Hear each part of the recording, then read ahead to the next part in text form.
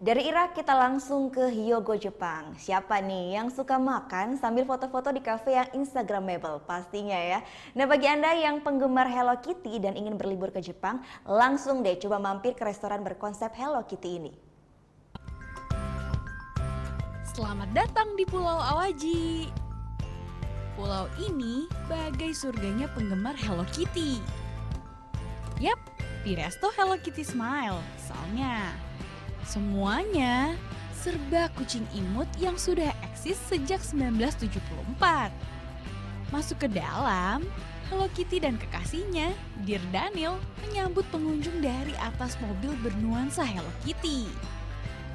Nuansa Hello Kitty kental terasa, karena cat hingga dekorasinya serba Hello Kitty.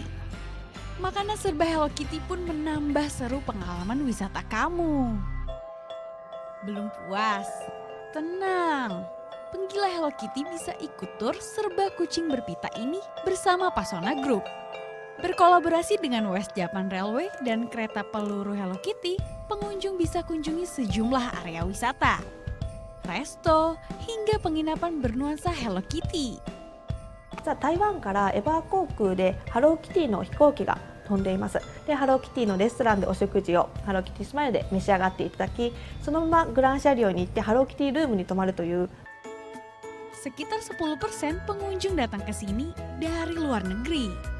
Sebagian besar dari Hong Kong, Taiwan, dan Cina. We always come to Japan a lot of times. We've been to Tokyo, Kyoto, Osaka a lot of times. So this time we wanted to go somewhere further, where the local people go. Like there's less touristy here, and it's the Awaji Island. So we want to come and check out this beautiful place. We heard this Hello Kitty cafe is brand new, and it overlooks with the beautiful view with the ocean behind us. So we just want to check it out and have our Hello Kitty meal, and Hello Kitty drink, and enjoy it here. Yes, kalau mau ke pulau ini, pengunjung bisa menumpang bus gratis dari Pelabuhan Iwaya. Selamat berwisata!